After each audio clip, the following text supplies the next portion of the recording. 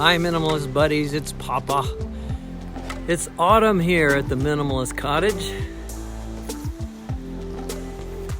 Time to go outside and enjoy the beautiful weather and to talk about strip socks. So here we go. Grammy and I as minimalists spend a lot of time outside in all kinds of weather, especially wet weather. The kind that happens in the wintertime when it's cool and wet.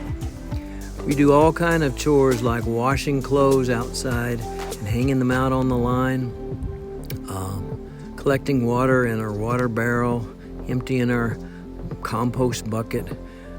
Those kinds of chores and hauling water for drinking, those kinds of chores keep us outside a lot, and our feet often get wet. So we don't have a washer and dryer. We can't just pop our tube socks into a washer and dryer to get them clean and dry again.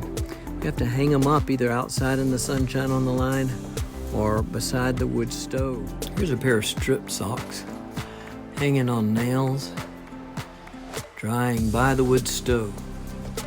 And you know, this is the perfect time of year to go hiking and backpacking.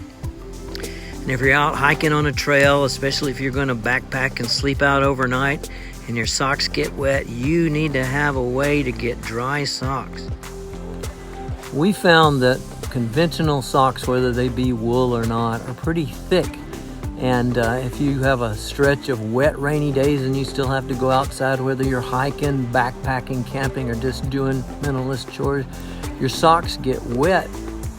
And if you don't have a washer and dryer, then you have to dry those socks out, and store-bought wool socks take a long time to dry, and that's where strip socks come in handy. So what are strip socks? Well, they're just two strips of wool cloth about 4 feet long each and about 8 inches wide, and they're used to wrap around your foot to make a warm, comfortable sock that dries very easily. So here's what strip socks look like when they're on your feet. Pretty much like regular socks. And you know, our Indo-European ancestors, Celtic ancestors, American Indian ancestors, very, very likely used strip socks before the tube sock was invented, because a strip of cloth is a very straightforward, conventional piece of dress. Primitive man used a strip of cloth for a breechcloth. He used a strip of cloth, a wide strip of cloth with a hole in it, for a poncho. He used strips of cloth for leg bindings called puttees, and he used strips of cloth for socks.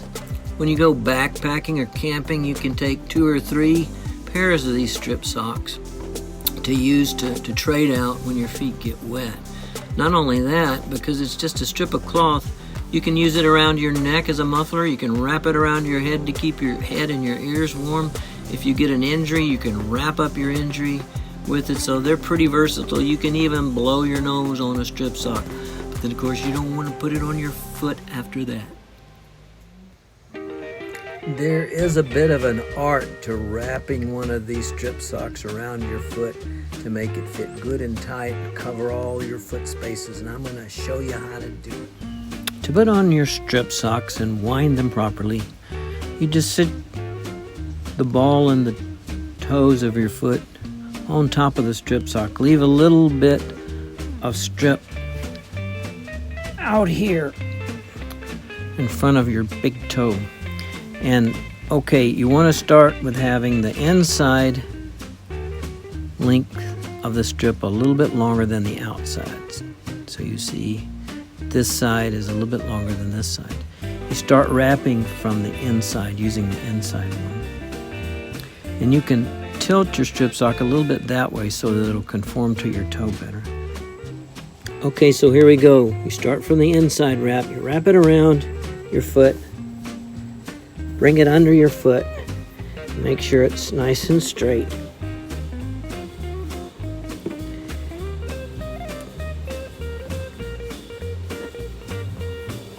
Pull it nice and tight. Tight as you like.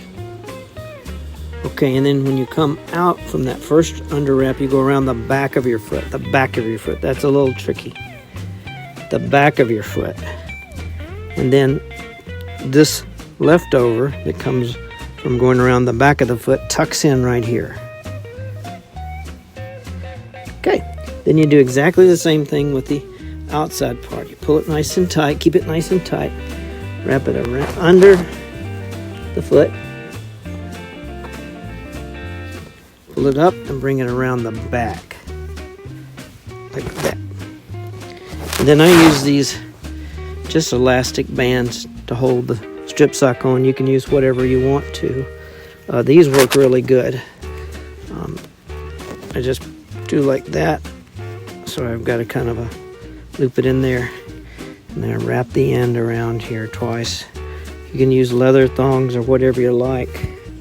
And then you're good to go. Here's the whole thing over again from a different view, just to clarify. Remember, the inside strip is longer than the outside one, and you kind of angle toward the shape of your toes like that. Leave a little bit sticking out here. Okay, you go around once, over the foot with the inside, and around the bottom of your foot, keeping it nice and tight. Then when you come out, you go around the back of your foot, and tuck in right here. You don't have to tuck in, you can just overlap, but I like to tuck it in because it seems to work better. And you do the same thing with the outside one, keeping it nice and tight, over the foot and around the foot. Keeping it tight, and coming around the back, like that. Voila, there you have it. And hey, look at this, I'm using one of Grammy's hair rubber bands to hold it on, and that seems to work good.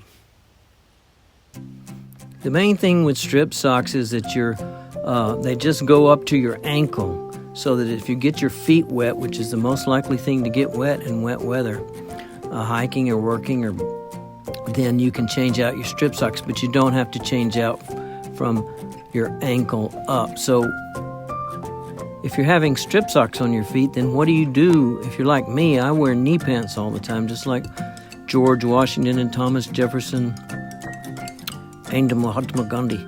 So what do you put on your lower leg? Well, here's what I do. Those wool socks that you always get for Christmas?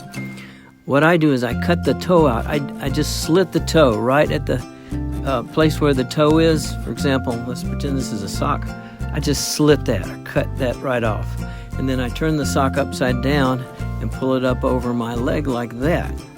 That way when my feet get wet, I just roll this up, change my strip socks, and then roll this right back down. And see, here's the part that was the toe.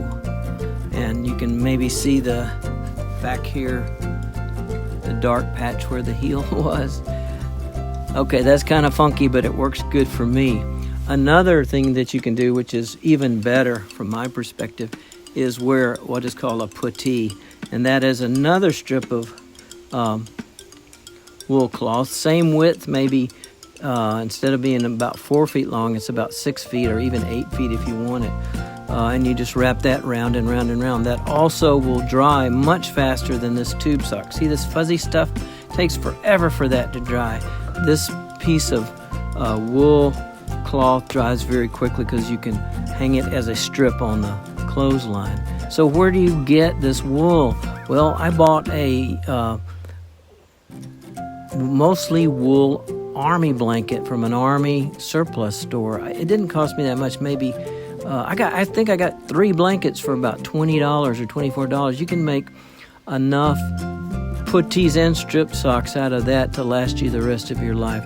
You might have to hem up the edges, or either maybe glue up the edges, or just don't, and then when they unravel, just pitch them and make a new pair from that blanket, and that works pretty good.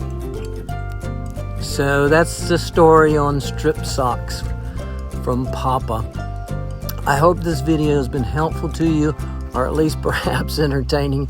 If it has, please give me a thumbs up and subscribe to the channel, because that helps me to know what kinds of videos you guys like best and are most useful to you. Also, I love comments. As usual, I love comments about anything and everything that's on your mind, whether it be about the video that we're talking about or any subject that's of interest to you, or even if you're having a rough time and need some Papa advice, I'm here for you. So you guys have a great day. Papa out.